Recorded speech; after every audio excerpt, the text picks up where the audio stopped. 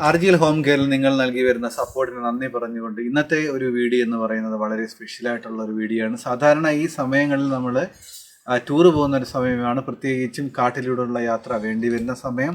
അപ്പോൾ ഈ സന്ദർഭങ്ങളിൽ ഇതിൻ്റെ ആദ്യത്തെ സെക്ഷൻ എന്ന് പറയുന്നത് സാധാരണ കാട്ടിലൂടെ സഞ്ചരിച്ച ഒരു ഫാമിലിക്കുണ്ടായ യഥാർത്ഥ അനുഭവം ആദ്യത്തെ ഭാഗത്തിൽ ചിത്രീകരിക്കുന്നു. രണ്ടാമത്തെ പാർട്ട് എന്ന് പറയുന്നത് അത്തരം ഒരു സന്ദർഭം നമുക്കുണ്ടായാൽ നമുക്കത് എങ്ങനെ നേരിടാം എന്നാണ് രണ്ടാമത്തെ സെക്ഷനിൽ പറയുന്നത്. അപ്പോൾ ഈ രണ്ട് സെക്ഷനും വളരെ ഇമ്പോർട്ടൻ്റ് ആയിട്ടുള്ളതാണ്. അപ്പോൾ രണ്ട് സെക്ഷനും നിങ്ങൾ കണ്ട് മനസ്സിലാക്കുക. എന്തെങ്കിലും സംശയമുണ്ടെങ്കിൽ ചോദിക്കുക. അപ്പോൾ നമുക്ക് വീഡിയോയിലേക്ക് കിടക്കാം. കാണാൻ വയ്യട്ടോ. നമ്മളെ ബഹുമാനപ്പെട്ട ആളുകൾ ഇങ്ങോട്ട് വരണോ? പേടിച്ചേട്ടാണ്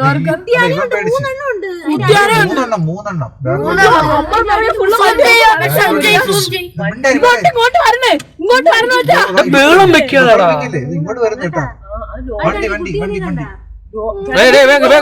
ഫോർ ഇൻഡിക്കേറ്റർ ഈ പണ്ട് മാറുന്നില്ല ബാക്കിൽ. അത് ഞാൻ കണ്ടില്ല. അവൻ എടുക്കാൻ വിളിക്കരുത്.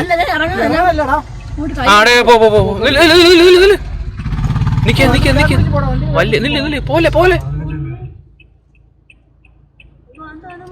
അത് സെന്ററിലേക്ക് നില്ല് ചെറിയ വണ്ടി ആട്ടോക്കാരൻ പോണ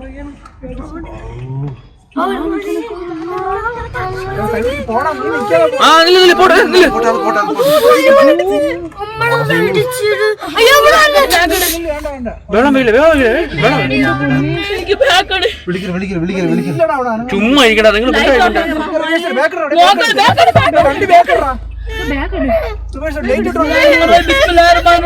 ഫ്രണ്ട് ലൈറ്റ് ഇട്ടോ.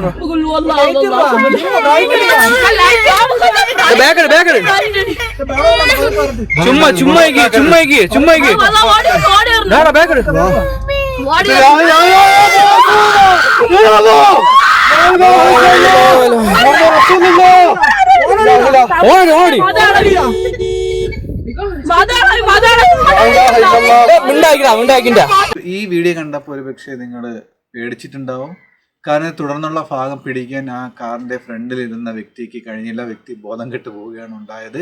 അപ്പോൾ അതാണ് ബാക്കി ഭാഗങ്ങൾ പിടിക്കാൻ പറ്റാത്തത്. അതിനുശേഷം സംഭവിച്ചെന്ന് പറയുന്നത് ആന വന്ന് ആ കാറ് ചെറുതായിട്ട് പൊക്കുകയും അടുത്ത ഒരു അറ്റാക്കിന് വേണ്ടി ബാക്കിലോട്ട് മാറുന്ന സമയം കൊണ്ട് ബാക്കിൽ നിന്നൊരു ബസ് വന്ന് ഫ്രണ്ടിൽ നിർത്തുകയും ചെയ്തു. അപ്പോൾ അതാണ് ആ ഫാമിലി രക്ഷപ്പെടുകയാണ് യഥാർത്ഥത്തിലുണ്ടായത്. അപ്പം ഇത്തരം സന്ദർഭങ്ങൾ ഒരുപക്ഷെ നിങ്ങൾക്കും ഉണ്ടാകാം. അതുകൊണ്ട് നിങ്ങൾ തുടർന്നുള്ള രക്ഷാമാർഗങ്ങൾ കണ്ട് മനസ്സിലാക്കുക. ആന യഥാർത്ഥത്തിൽ നമ്മളെ ഉപദ്രവിക്കുകയാണോ അതെ പേടിപ്പിക്കുകയാണോ എന്ന് എങ്ങനെ തിരിച്ചറിയാം? സാധാരണ ആന മനുഷ്യനെ ഉപദ്രവിക്കാറില്ല, ഒന്ന് പേടിപ്പിക്കുകയാണ് ചെയ്യുന്നത്.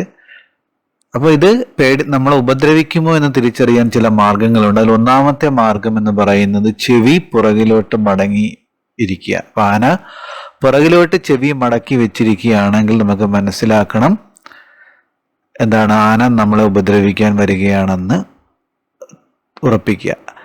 രണ്ടാമത്തെ അടയാളം തുമ്പിക്കൈ അകത്തോട്ട് മടക്കി പിടിക്കുക. സാധാരണ തുമ്പിക്കൈ നമുക്കറിയാം നേരെയാണ് ഇരിക്കുന്നത്. തുമ്പിക്കൈ ചുരുട്ടി മടക്കി വെക്കുമ്പോൾ നമ്മളത് ഒന്ന് ശ്രദ്ധിക്കേണ്ടതാണ്. അതേപോലെ ആന തല കുലുക്കി വരിക. ഇത്തരം അടയാളങ്ങൾ നമ്മൾ ഉണ്ടെങ്കിൽ നമ്മൾ ശ്രദ്ധിക്കുക, ആന നമ്മളെ ഉപദ്രവിക്കാനായിട്ട് വരികയാണെന്ന് മനസ്സിലാക്കാം. ഇനി നമുക്ക് രക്ഷാമാർഗങ്ങളെ പറ്റി നോക്കാം. സാധാരണ നമ്മൾ കാട്ടിലകപ്പെടുക അല്ലെങ്കിൽ ആന നമ്മളെ ഉപദ്രവിക്കാൻ വരുന്ന സമയങ്ങളിൽ നമ്മൾ കാറ്റിൻ്റെ അനുകൂലമായിട്ട് നിൽക്കാവൂ.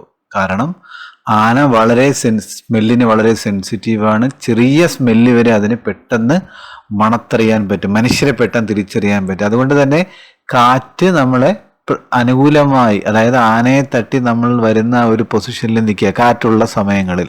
അല്ലെങ്കിൽ നമ്മൾ തിരിഞ്ഞു നിൽക്കിയാൽ നമ്മളെ കാറ്റ് തഴുകി ആനയ്ക്ക് ആ സ്മെല്ല് കിട്ടാൻ എളുപ്പമായിരിക്കും. അപ്പോൾ അത് ശ്രദ്ധിക്കുക. ഇനി അടുത്തതായി ഓടുമ്പോൾ നമ്മൾ ശ്രദ്ധിക്കുക. ഓടുന്നത് വളരെ അപകടം പിടിച്ച ഒരു പ്രക്രിയയാണ്. കാരണം ആന നമ്മളെക്കാളും മനുഷ്യരെക്കാളും വളരെ വേഗത്തിൽ ഓടുന്ന ഒരു ജീവിയാണ്.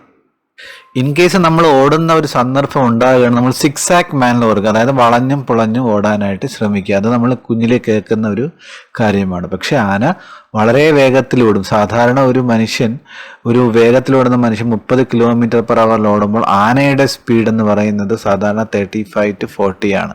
അപ്പോൾ നമ്മൾ ആന എത്രമാത്രം വേഗത്തിൽ ഓടുമെന്ന് മനസ്സിലാക്കുക.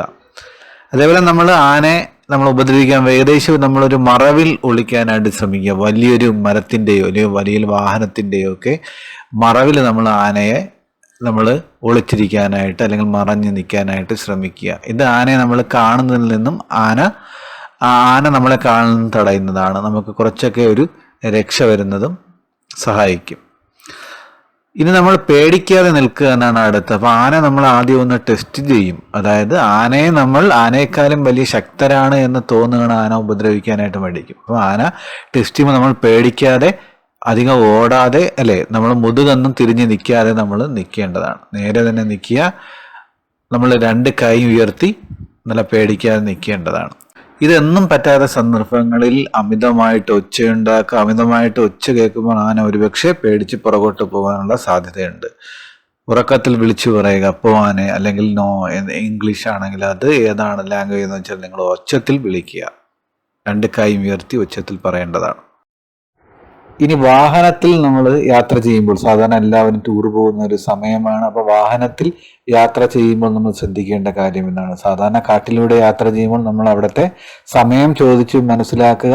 കഴിവതും രാത്രിയിൽ യാത്ര ഒഴിവാക്കുക. അപ്പൊ രാത്രിയിൽ ഇൻ കേസ് നമ്മൾ അതിൻ്റെ അകത്ത് വരികയാണെങ്കിൽ നമ്മൾ ശ്രദ്ധിക്കേണ്ടത് വലിയ വാഹനത്തിന് നമ്മൾ ബാക്കിലൂടെ പോകാനായിട്ട് ശ്രമിക്കുക. അപ്പൊ വലിയ വാഹനത്തിന് ആനയ്ക്ക് ഒരുപക്ഷെ പേടിയായതുകൊണ്ട് ഒരുപക്ഷെ അത് മാറും. രണ്ടാമത്, സാധാരണ നമ്മൾ മനസ്സിലാക്കേണ്ട പേടിക്കേണ്ട കാര്യമില്ല. ആന സാധാരണ രീതിയിൽ ആരെയും ഉപദ്രവിക്കാറില്ല. നമുക്കറിയാം കാട് എന്ന് പറയുന്നത് മൃഗങ്ങളുടെ ഒരു ഏരിയയാണ്. അപ്പൊ അത് സാധാരണ ആരെയും ഉപദ്രവിക്കാറില്ല. ഒരുപക്ഷെ കുട്ടികളുമായിട്ട് ആന ക്രോസ് ചെയ്യുകയാണെങ്കിൽ നമ്മൾ ശ്രദ്ധിക്കേണ്ടതാണ്. നമ്മുടെ മുന്നിൽ സാധാരണ നേരത്തെ സൂചിപ്പിച്ച പോലെ 2 സിറ്റുവേഷൻ വരാം. സാധാരണ നമ്മൾ ദൂരെ നിന്ന് ആനയെ കാണുകയാണെങ്കിൽ നമ്മൾ ചെയ്യേണ്ടത് വാഹനം അവിടെ സ്റ്റോപ്പ് ചെയ്യുക. രാത്രിയാണെങ്കിൽ ലൈറ്റൊക്കെ ഓഫ് ചെയ്തിട്ട് മിണ്ടാതിരിക്കുക. അപ്പോൾ ആന പതുക്കെ അങ്ങ് ക്രോസ് ചെയ്ത് പോയിക്കോളും. അഥവാ ചില സന്ദർഭങ്ങൾ നമ്മൾ അറിയാതെ നമ്മൾ ഫ്രണ്ടിലേക്ക് വരികയാണെങ്കിൽ നമ്മൾ ഹെഡ്ലൈറ്റ് ഇടുക, ഫ്ലാഷ് ഇടുക. എന്നിട്ട് നമ്മൾ നല്ലവണ്ണം ഹോൺ അമർത്തുക, ഉച്ചത്തിൽ സൗണ്ടൊക്കെ ഉണ്ടാക്കുക. അപ്പോൾ ഇതൊക്കെയാണ് നമ്മൾ ചെയ്യേണ്ടപ്പെട്ട പ്രധാനപ്പെട്ട കാര്യങ്ങളെന്ന് മനസ്സിലാക്കുക. അപ്പോൾ വാഹനം അകലെയാണെങ്കിൽ നമ്മൾ സൗണ്ട് ഉണ്ടാക്കാതെ മിണ്ടാതിരിക്കുക. ആകസ്മികമായിട്ട് നമ്മൾ മുമ്പിലാണെങ്കിൽ ലൈറ്റൊക്കെ ഇട്ട് നമ്മൾ എന്ത് ചെയ്യണം? സൗണ്ട് ഉണ്ടാക്കാനായിട്ട് ശ്രദ്ധിക്കുക. കഴിവതും വലിയ വാഹനത്തിനെ നമ്മൾ ഫോളോ ചെയ്ത് കാട്ടിൽ യാത്ര ചെയ്യുമ്പോൾ പോകാനായിട്ട് ശ്രദ്ധിക്കേണ്ടതാണ്. ആനയുടെ മുന്നിൽ വാഹനത്തിലോ അല്ലാതെയോ നമ്മൾ അകപ്പെട്ടാൽ എങ്ങനെ നമ്മൾ രക്ഷ തേടണമെന്നുള്ള ഈ വീഡിയോ നിങ്ങൾക്ക് ഇഷ്ടമായെന്ന് വിചാരിക്കുന്നു. ഇഷ്ടമായെങ്കിൽ അതുപോലെ നിങ്ങൾ സബ്സ്ക്രൈബ് ചെയ്യുക. കൂടാതെ നല്ല വീഡിയോ ലഭിക്കുന്നതിനായിട്ട് നിങ്ങൾ ബെൽ ബട്ടൺ അമർത്തുക. വീണ്ടും മറ്റൊരു വീഡിയോയുമായിട്ട് കാണുന്നത് വരെ bye from Rasik Iqbal. Thank you.